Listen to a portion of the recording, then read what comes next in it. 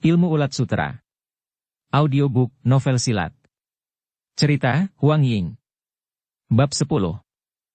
Senja hari. Awan tebal berarak. Angin bertiup kencang.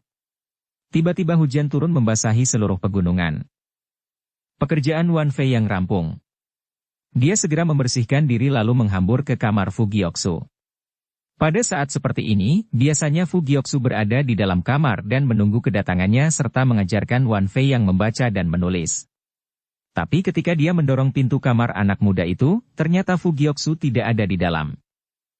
Kemana perginya Fu Gyoksu? Wan Fei yang masih merasa heran ketika telinganya menangkap suara, tring, rupanya dia sedang memetik harpa di taman sebelah sana. Pikirannya tergerak, Wan Fei yang segera membalikkan tubuhnya menuju asal suara harpa tersebut. Akhirnya dia melihat Fu Gyoksu, tapi yang memetik harpa malah Lun Wanji. Kedua orang itu duduk berdampingan di bawah pohon. Suara mereka berbisik-bisik, entah apa yang mereka bicarakan. Wan Fei yang melihat semuanya dengan jelas, entah bagaimana perasaan hatinya. Dia mengambil keputusan untuk kembali secara diam-diam. Tapi Fu Gyoksu sudah melihatnya. Anak muda itu segera bangkit dari duduknya. Wan Heng. Foto aku. Wan Fei yang terpaksa menghentikan langkah kakinya. Lun Wanji juga berdiri. Melihat Wan Fei yang, wajahnya kaku membesi. Tidak perlu memikul air lagi, sindirnya. Wan Fei yang menundukkan kepalanya. Sudah selesai. Aku datang untuk belajar membaca dengan foto aku, sahutnya lirih. Lun Wanji membalikkan tubuhnya ke arah Fu Gyoksu. Aku sungguh tidak mengerti. Mengapa kau harus meminta pengampunan untuknya? Kalau aku yang jadi engkau, maka aku akan meminta suhu menghukumnya lebih berat lagi. Paling tidak memikul air selama 10 tahun, katanya. Wan Fei yang tertawa getir. Wanji, kau. Jangan memanggil aku. Aku benci kepadamu, teriak Lun Wanji. Mengapa? Wan Fei yang benar-benar keheranan.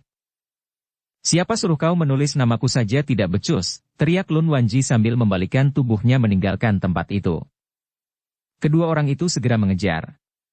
Setelah saling melirik sekilas, keduanya berhenti serentak. Wan Fei yang tertawa sumbang. Foto aku, lebih baik kalian teruskan saja latihannya.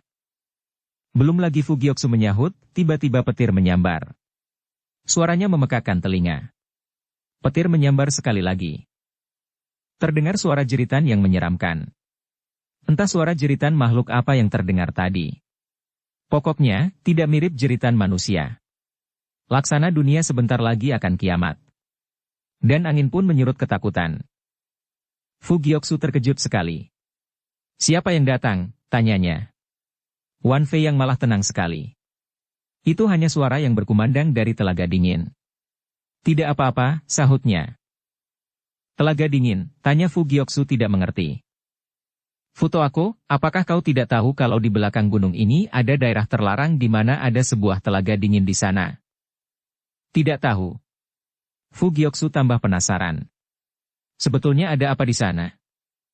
Di belakang gunung ada sebuah telaga dingin. Airnya laksana es dinginnya. Di sana terkurung seseorang, kami menyebutnya makhluk aneh. Makhluk aneh? Kalau tidak salah, dia sudah terkurung di sana selama 10 tahun lebih. Boleh dibilang dia sedang menjalani hukuman karena mencuri ilmu silat Butong Pai. Kakinya terikat rantai dan terendam di dalam air telaga itu. Fu Gyoksu tertegun. Tanpa sengaja Wan Fei yang meliriknya sekilas. Apakah kau mendengar apa yang aku katakan? Fu Gyoksu tersadar dari lamunannya. Dia menganggukkan kepalanya beberapa kali. Masa tidak dengar? Coba teruskan. Setiap kali turun hujan, air telaga itu akan meluap. Sebagian tubuhnya terendam air. Mungkin karena tidak tahan oleh dinginnya air dalam telaga dan jiwa yang sudah lama tertekan, maka setiap kali ada petir menyambar, dia akan menjerit histeris, kata Wan Fei yang melanjutkan ceritanya. Tentu menderita sekali terendam dalam air yang begitu dingin sepanjang tahun, sahut Fu Gyoksu seperti kepada dirinya sendiri. Wan Fei yang menganggukkan kepalanya. Jiang Bunjin pernah berpesan, siapapun tidak boleh mendekati telaga dingin itu. Siapa yang melanggar akan mendapat hukuman berat, kecuali aku tentunya. Fu Gyoksu tampak kurang percaya. Wan Fei yang tertawa geli. Kalau aku tidak mengantarkan makanan untuknya, pasti sejak lama dia sudah mati. Rupanya kau hanya menjalankan tugas. 10 hari sekali.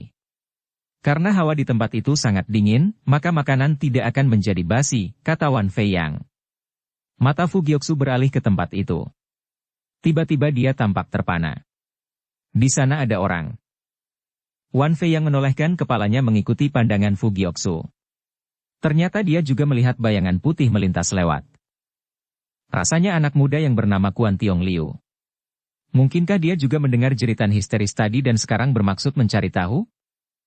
Kening Fu Gyoksu berkerut mendengar perkataannya. Kalau begitu kita harus mencegahnya. Wan Fei yang tidak menunda waktu. Dia segera berlari ke arah bayangan yang terlihat tadi. Fu Gyoksu segera menyusul di belakang.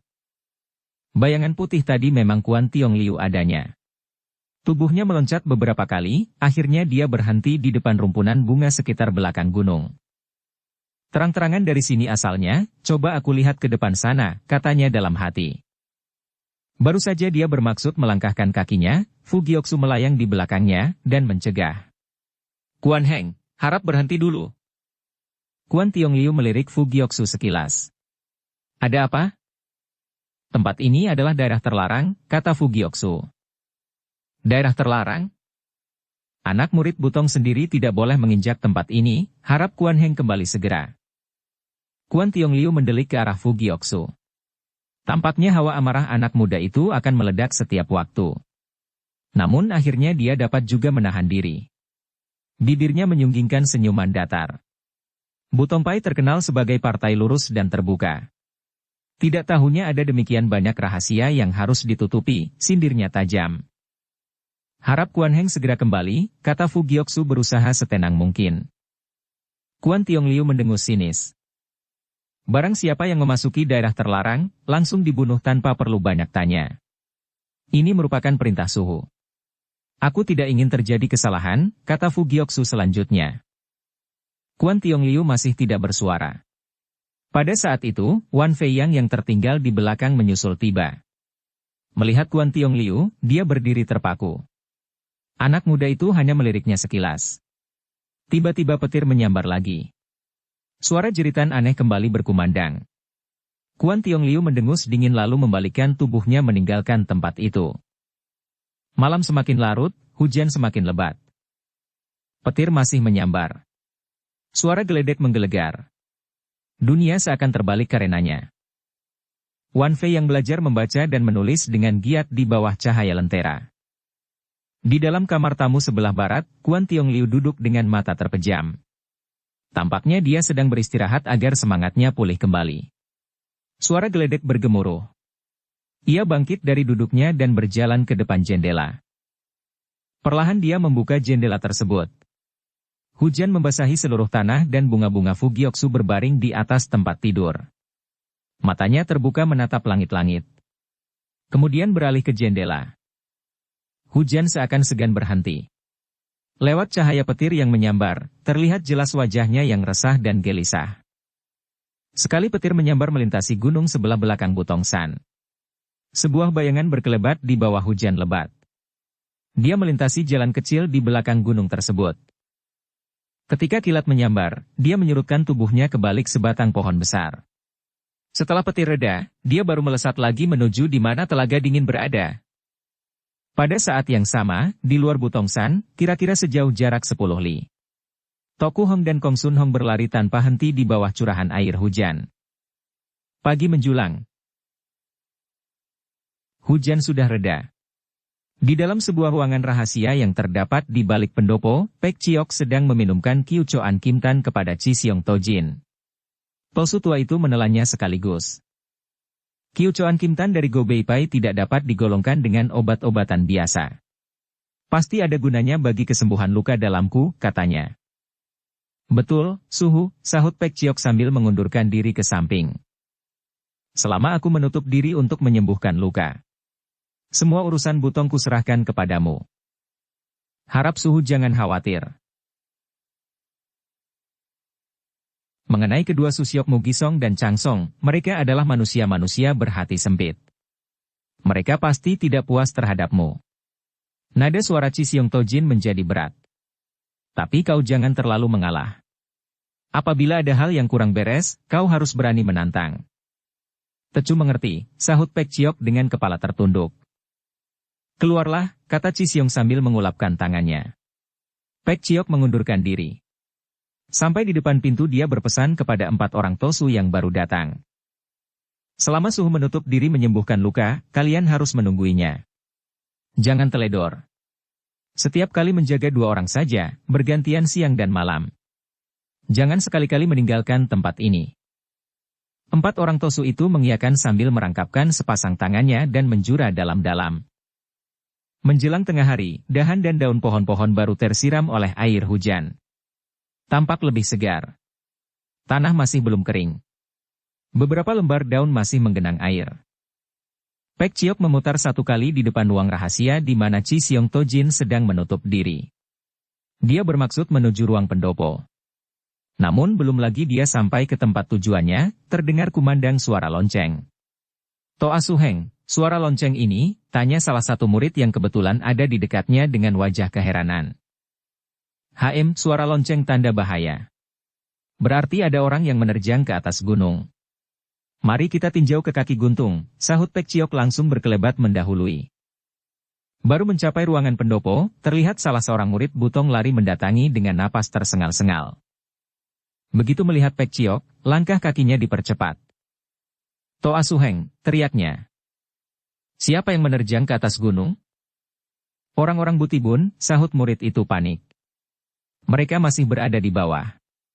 Salah satunya yang pernah datang mengantarkan surat tantangan, Kong Sun Hong, murid Toku Buti sendiri. Sedangkan yang satunya lagi mengaku sebagai putri Toku Buti, Toku Hong. Pek Chiok mengerutkan keningnya. Hanya 2 orang, tanyanya. Betul, 2 orang. Entah apa maksud kedatangannya kali ini? Gisong Susyok sudah mengutus orang mengadangnya di bawah. Kening Pek Chiok semakin mengerut. Tepat pada saat itu, Fu Gyoksu, Chia Peng, Yo Hong, Kim Chiok dan Giok Chiok juga sudah berdatangan. Perlukah kita memberitahu Suhu masalah ini? Tanya Fu Gyoksu panik. Suhu sedang menutup diri menyembuhkan luka. Kalau tidak terlalu genting, jangan mengganggu dia orang tua. Pek Chiok mengedarkan matanya. Cui Sute, mari kita ke sana. Semua mengangguk mengiyakan. Beramai-ramai mereka mengikuti Pek Chiok yang sudah melesat pergi. Di bawah cahaya matahari, batu besar tempat menyimpan pedang bagi para tamu yang akan mengunjungi Butong Pai masih berdiri tegak. Namun di bawahnya telah tergeletak beberapa murid partai itu sendiri. Terlihat luka di bahu orang-orang itu. Senjata mereka pun terlepas dari tangan masing-masing dan berserakan di sekitarnya.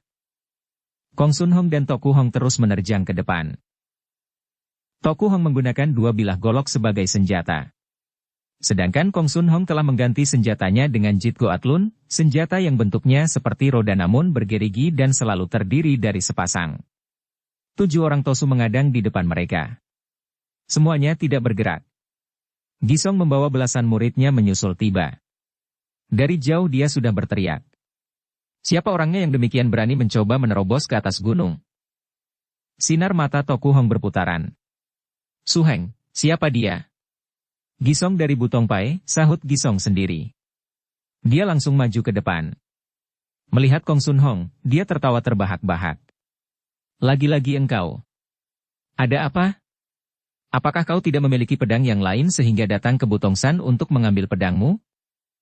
Kong Sun Hong marah sekali. Masih ada hubungan apa kau dengan Cisyong Tojin? Tanya Toku Hong. Chiang Bun Suheng sedang menutup diri. Ada urusan apa-apa yang bersangkutan dengan Butong Pai akulah yang bertanggung jawab, sahut Gisong sesumbar.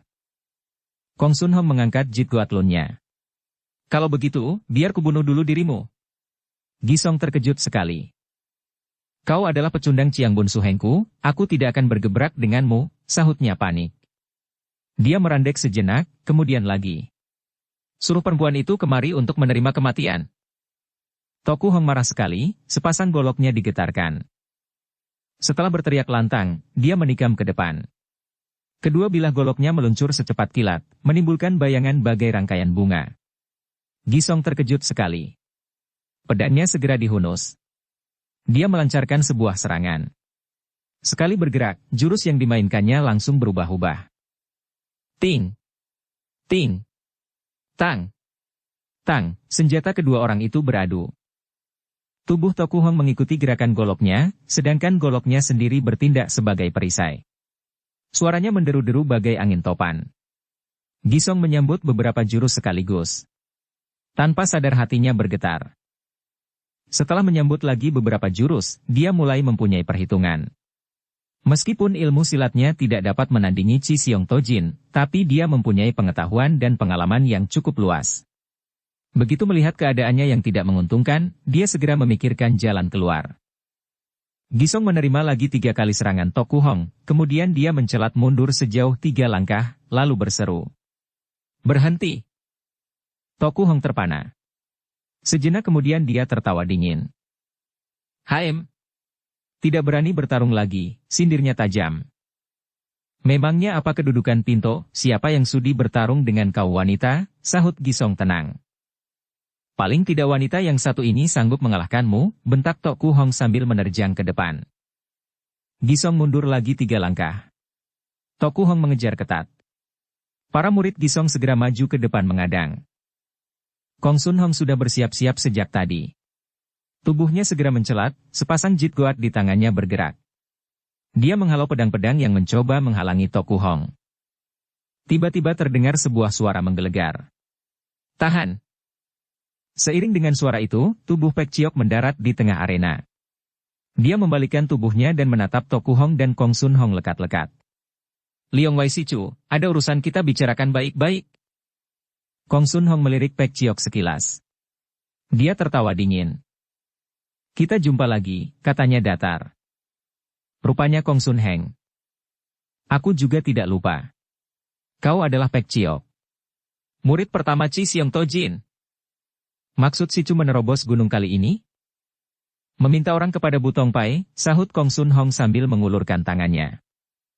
Siapa? Tanya Pek Chiok merasa di luar dugaan. Kuan Tiong Liu.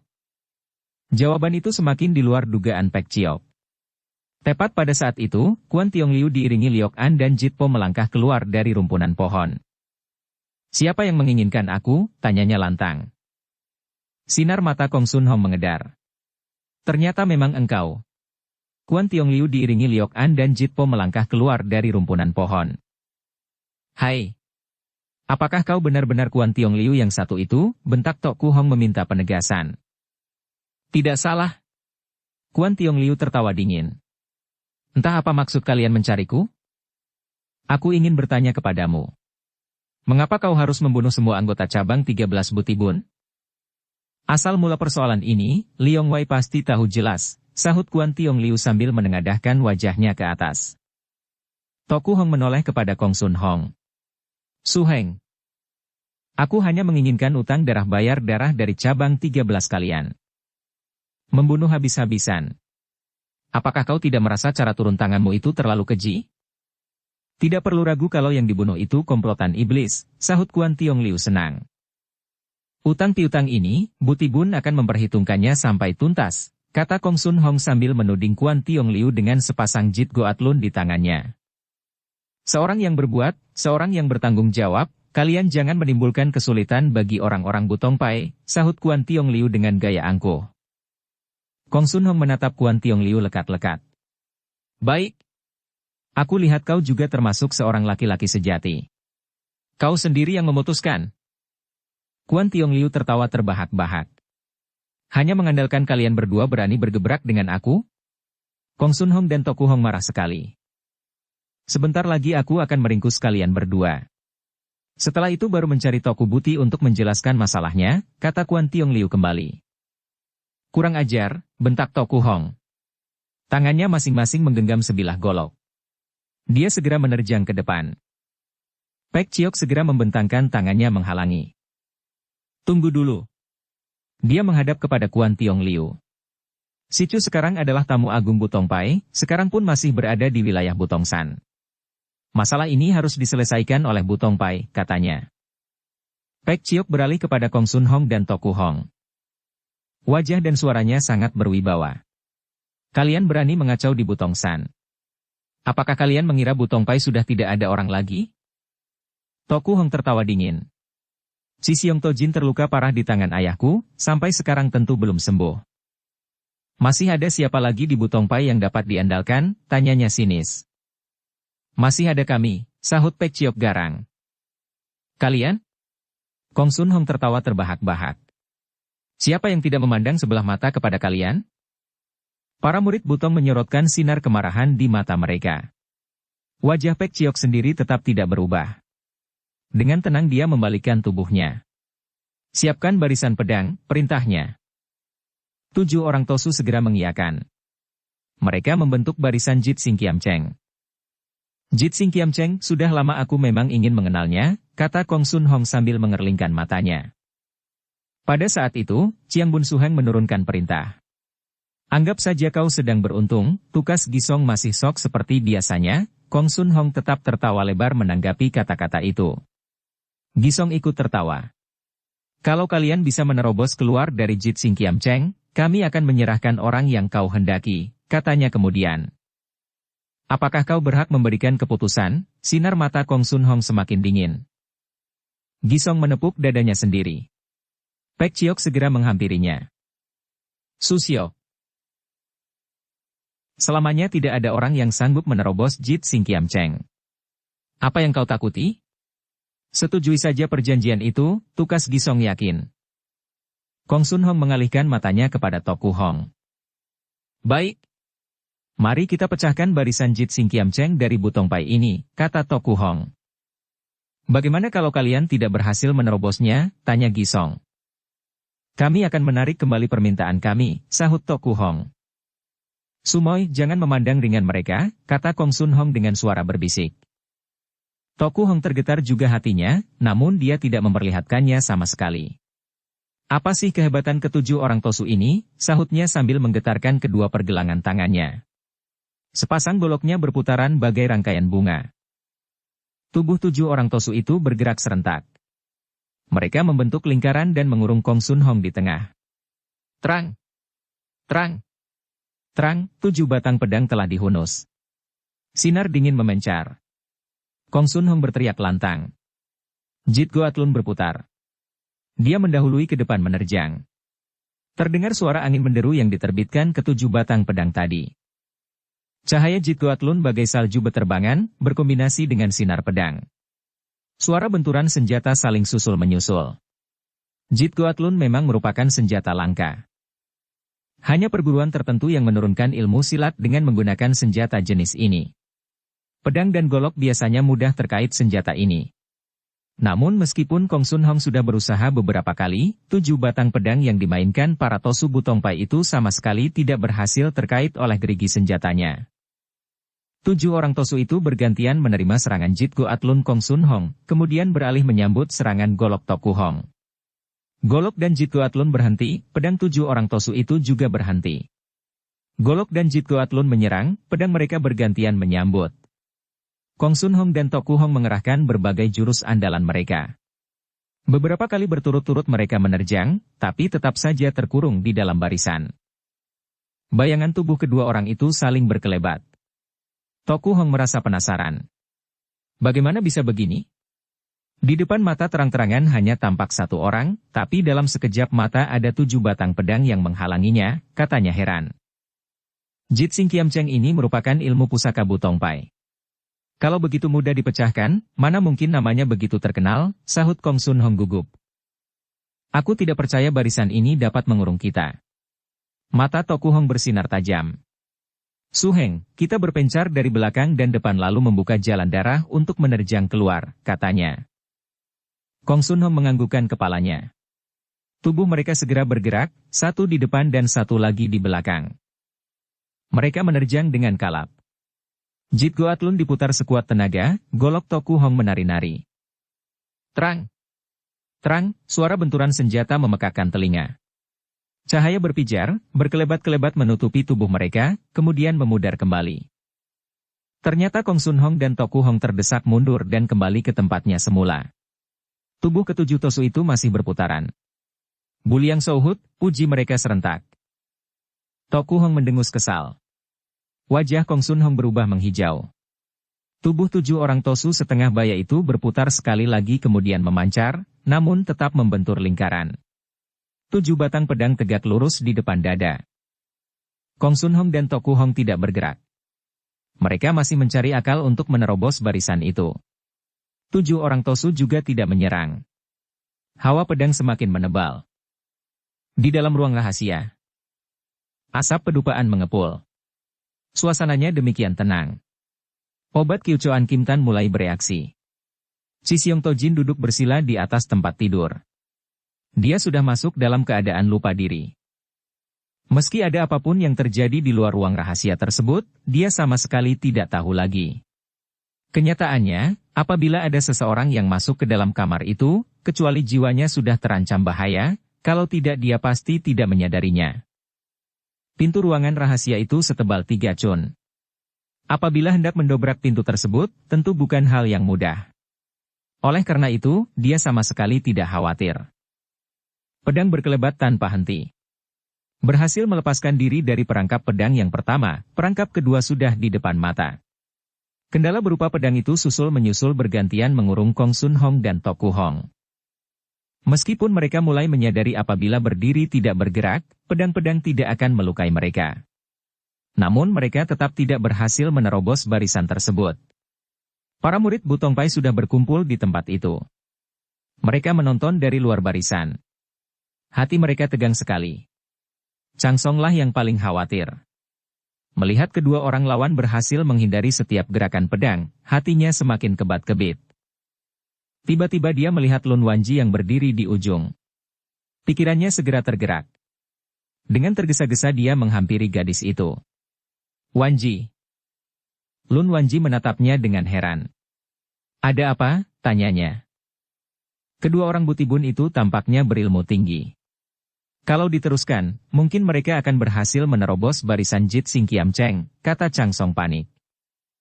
Kata Gisong Susiok tidak mungkin, sahut Lun Wanji. Dia tahu apa? Chang Song mengecilkan suaranya. Aku rasa sebaiknya kau undang suhumu ke sini. Ini. Lun Wanji tampaknya keberatan. Paling tidak kau harus melaporkan keadaan di sini, lihat bagaimana reaksinya nanti, kata Chang Song kembali. Boleh juga, sahut Lun Wanji setelah berpikir sejenak. Kemudian dia ngelayar pergi. Ternyata Yang Chongtian sama sekali tidak kelihatan panik. Dia menunggu Lun Wanji menyelesaikan ceritanya. Kau tidak perlu khawatir. Jit Sing Kiam Cheng terdiri dari 49 jurus. 28 jurus sebenarnya hanya tipuan berupa serangan ataupun tangkisan, sedangkan 21 jurus lainnya baru mematikan, katanya menjelaskan. Tapi sekarang, mereka pasti tidak akan berhasil menerobosnya, kata Yan Chongtian yakin. Dulu guru dari Toku Buti, Xiahou Tianchong pernah terkurung dalam barisan yang sama. Setelah 3 hari 3 malam, baru menerjang keluar dengan paksa. Yang datang sekarang hanya 2 orang murid Toku Buti, bagaimana mungkin mereka bisa memecahkan barisan ini? Lun Wanji tampaknya masih ragu-ragu. Apakah ucapan gurumu sendiri sudah tidak kau percaya lagi? Tanya Yan Chongtian kurang senang. Tecu tidak berani. Lun Wanji memang tidak berani mengatakan apa-apa lagi. Urusan kecil semacam ini saja, buat apa kalang kabut? Yan Chongtian mengulapkan tangannya. Lebih baik kau kembali ke sana untuk menonton keramaian, katanya. Lun Wanji hanya dapat menganggukkan kepalanya. Pada saat itu, keadaan barisan Jit Sing Kiam Cheng memang sedang seru-serunya. Kong Sun Hong dan Toku Hong berusaha menerjang belasan kali, namun mereka tetap terkurung di dalamnya. Akhirnya mereka berhenti menerjang. Setidaknya pengalaman Kong Sun Heng di dalam dunia Kang Ou sudah cukup luas. Sumoy, tampaknya mereka sengaja menguras habis tenaga kita, katanya. Toku Hong tidak menyahut. Lebih baik kita berhenti dulu. Perhatikan baik-baik perubahan gerakan mereka, nanti kita pikirkan akal lain untuk menerjang keluar, lanjut Kong Sun Hong. Toku Hong mengangguk tanpa menyahut. 7 orang Tosu itu juga berhenti bergerak. Pedang tegak lurus di depan tiada mereka. Malam semakin kelam. Para murid Butong sudah menyalakan api unggun. Toku Hong dan Kong Sun Hong masih terkurung di dalam barisan. Mereka menerjang lalu berhenti. Setelah itu menerjang kembali. Sampai sekarang sudah merupakan yang ketujuh kalinya. Tapi bagaimanapun, mereka tetap tidak berhasil menemukan kelemahan barisan tersebut. Juga tetap tidak berhasil menerobos keluar. Pakaian Kong Sun Hong sudah basah kuyup oleh keringat. Dia duduk di tengah barisan, Toku Hong duduk membelakanginya. Posisi mereka berlawanan. Rambut gadis itu sudah berantakan. 7 orang Tosu ikut duduk. Posisi mereka masih sama seperti tadi. Membentuk lingkaran. Pedang tergeletak di pangkuan. Mata mereka menatap kedua orang lawan lekat-lekat. Angin masih bertiup. Api unggun menari-nari. 9 orang itu duduk tanpa bergerak sedikit pun. Cahaya api tidak dapat mencapai pepohonan di atas gunung. Namun dari ketinggian di atas sana, barisan Jit Sing Kiam Cheng malah terlihat jelas. Di antara dedaunan yang lebat, tersembul kepala seseorang. Ternyata dia adalah Chiang Bun Jin Butong Pai, Chi Siong To Jin adanya. Kening Tosu tua itu terpaut ketat. Tampaknya ada sesuatu yang dipikirkan olehnya. Sebetulnya dia dapat terang-terangan berdiri di depan barisan dan memberi petunjuk kepada para muridnya. Namun dia justru bersembunyi di antara dedaunan yang lebat di atas sebatang pohon. Sebetulnya apa yang terlintas di benaknya saat ini?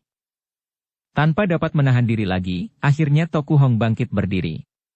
Di wajahnya masih tersirat keangkuhan hatinya. Kong Sun Hong segera ikut berdiri. Sumai, panggilnya. Su Heng, aku tetap tidak percaya kita tidak sanggup memecahkan barisan ini, katanya kesal. Lebih baik kita menghemat tenaga. Barisan Jit Sing Kiam Cheng ini mempunyai perubahan yang tidak terduga. Kita sama sekali tidak dapat melihat titik kelemahannya, sahut Kong Sun Hong menasihati. Maksudmu? Tidak perlu mencari tahu titik kelemahannya. Pergunakan segala cara untuk menerobos barisan ini dan meninggalkan Butong San untuk sementara, kata Kong Sun Hong lirih.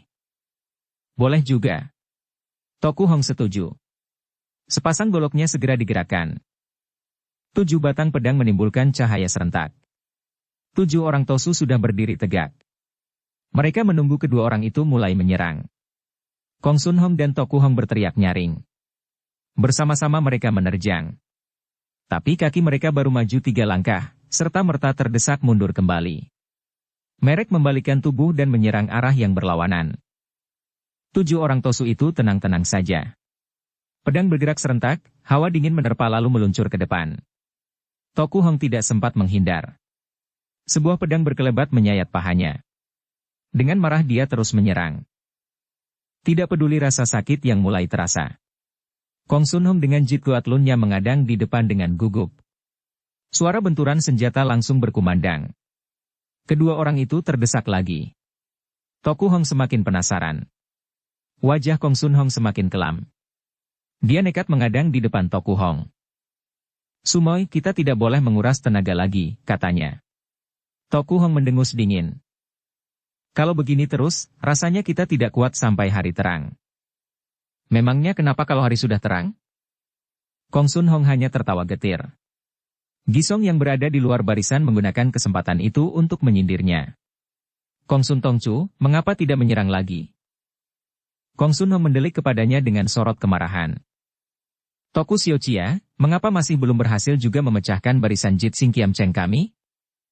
Toku Hong menggertakkan giginya dengan benci, namun dia tidak bisa berbuat apa-apa. Kalian terlalu banyak berbuat kejahatan. Jit Sing Kiam Cheng adalah alat untuk menghukum mati kalian, kata Gisong selanjutnya. Namun kalian boleh berlega hati menuju perjalanan neraka. Murid Butong pasti akan mengadakan upacara sembahyang yang meriah, sambung Chang Song tak mau kalah. Para murid Butong segera tertawa terbahak-bahak mendengar ucapan itu. Mata Toku Hong beredar. Wajahnya kaku sekali. Kalian juga tidak perlu terlalu bangga. Kalau malam ini aku, Toku Hong mati oleh barisan Jit Sing Kiam Cheng, ayahku pasti akan membawa seluruh anak buahnya naik ke atas Butong San. Pada saat itu kalian juga belum tentu dapat hidup lebih lama, sahutnya. Gisong langsung tertegun. Tanpa sadar para murid Butong juga mengusap keringat dingin yang membasahi di kening mereka seketika. Mereka semua terdiam dan tidak berani mengatakan apa-apa lagi. Kedua orang ini, yang satu adalah putri tunggal Toku Buti, sedangkan yang satunya adalah murid kesayangannya. Seandainya mereka mati di sini, Toku Buti pasti tidak mau menyudahinya begitu saja, kata Gisong dengan suara lirih. Siapa tahu belum sampai batas waktu 2 tahun, dia akan membumi hanguskan Butong Pai, sahut Changsong. Gisong menganggukkan kepalanya berkali-kali. Cepat suruh mereka berhenti, kata Changsong kembali. Gisong tertawa getir. Kau telah melupakan sesuatu, barisan Jit Sing Kiam Cheng ini tidak boleh dihentikan lagi setelah lewat 7 jurus. Kalau tidak, kedua pihak sama-sama celaka. Ini sudah pasti ada yang mati. Maksudmu, mereka? Maksudku, pihak kita.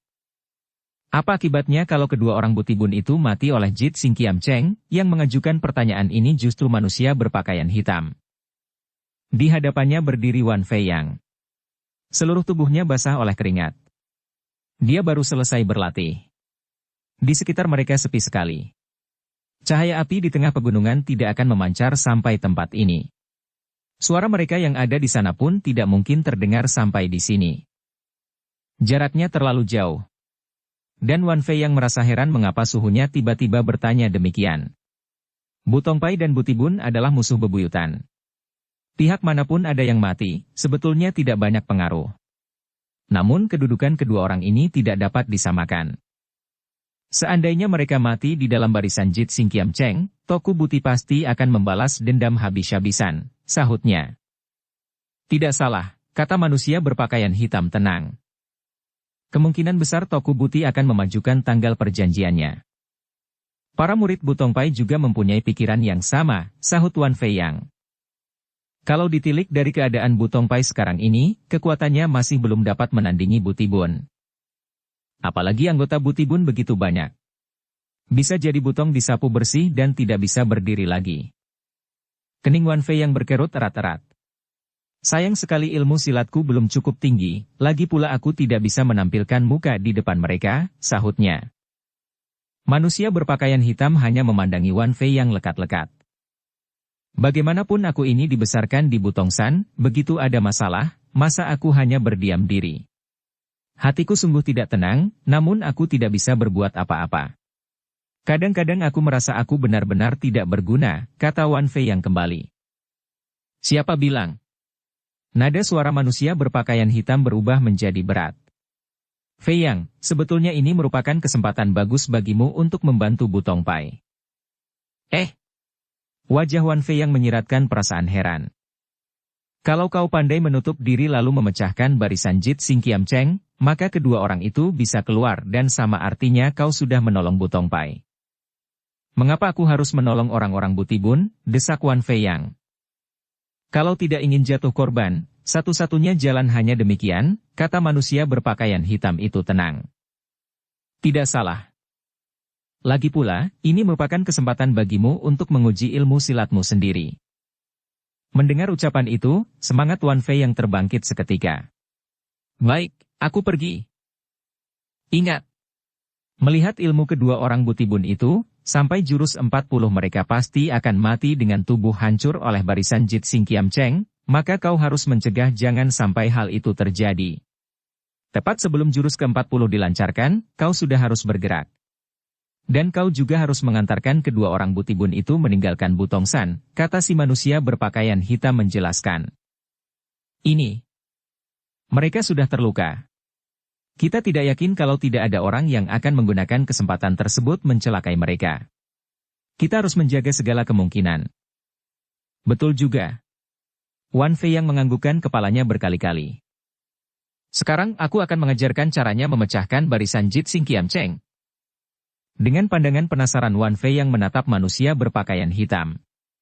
Pengetahuan gurunya ini sungguh luas. Benar-benar di luar dugaannya. Manusia berpakaian hitam itu sama sekali tidak mempedulikan tatapan Wan Fei yang itu. Dengan sembarangan dia memungut 7 butir batu kerikil berwarna putih dan 2 butir batu berwarna hitam. Dia menyusunnya di atas selembar kain. Kedudukannya persis barisan Jit Sing Kiam Cheng. Kedua butir batu hitam tadi terkurung di tengah. Jit Sing Kiam Cheng juga disebut Tian Chi Kiam Cheng, barisan pedang penggetar langit. Sebetulnya barisan ini diciptakan menurut posisi bintang 7 di langit. Dan kemudian dikombinasikan dengan perubahan Yin dan Yang. Mata Wan Fei yang memperhatikan batu-batu itu dengan seksama. Ketujuh bintang ini sebenarnya mempunyai nama masing-masing. Setiap titiknya mempunyai fungsi dan tugas tersendiri. Kita tidak boleh terkecoh olehnya. Pusatkan perhatian pada yang tengah. Karena posisi inilah yang paling penting dan mematikan. Wan Fei yang semakin kagum kepada gurunya. Dia tidak berani ayal dan berpikir pada hal yang lain. Seluruhnya berjumlah 49 jurus. Banyak yang menyangka bahwa mulai jurus ke-7, barisan ini tidak bisa dihentikan lagi. Sebetulnya bukan demikian, asal kita tahu cara kerjanya. Malah mulai jurus ke-21 lah barisan itu baru benar-benar membahayakan, sambil menjelaskan, manusia berpakaian hitam itu menggerakkan batu-batu di atas kain itu.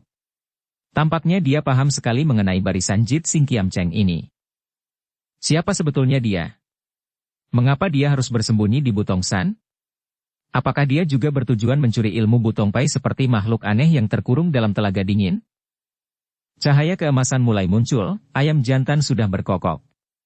Wan Fei yang mengenakan setelan pakaian berwarna hitam dan menggunakan sehelai kain untuk menutupi wajahnya. Yang tersembul hanya sepasang matanya saja.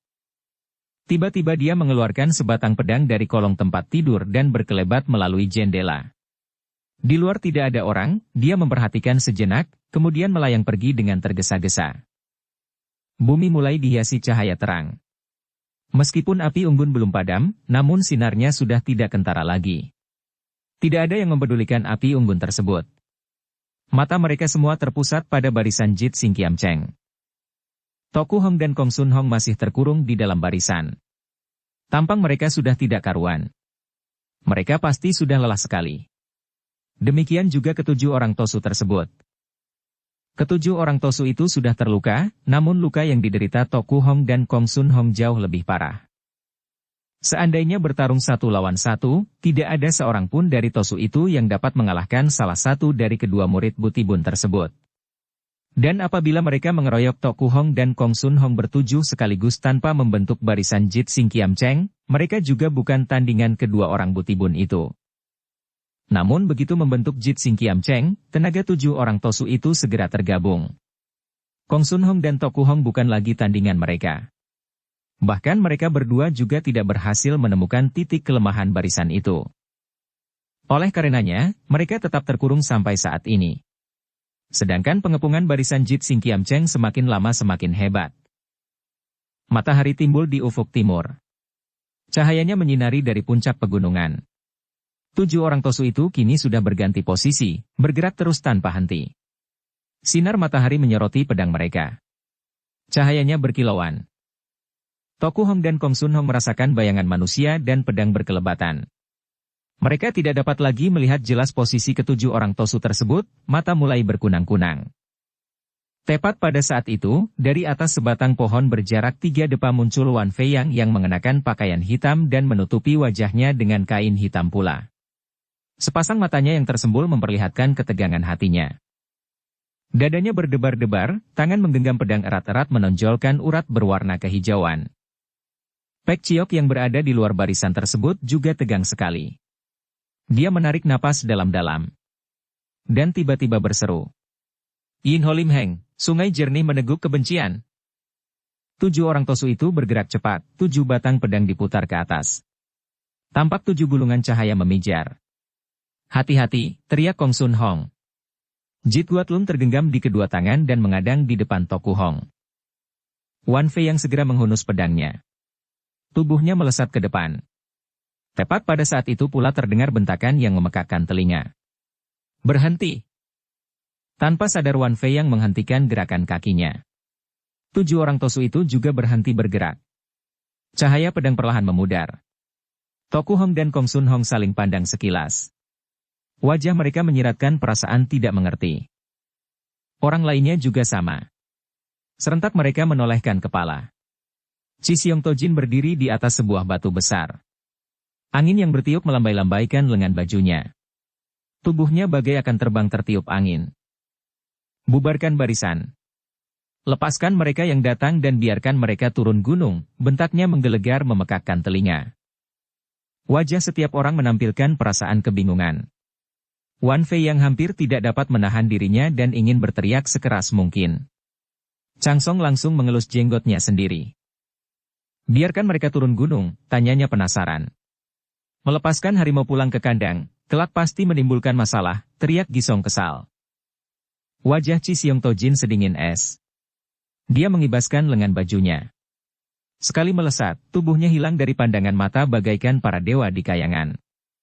Kong Sun Hong dan Toku Hong tidak ingin membuang waktu. Mereka menggunakan kesempatan ini untuk menerobos keluar dari barisan Jit Sing Kiam Cheng. 7 orang Tosu tersebut hanya memandangi mereka dengan mata mendelik. Kong Sun Hong menarik tangan Toku Hong dan menyeretnya meninggalkan tempat itu. Cepat pergi, katanya.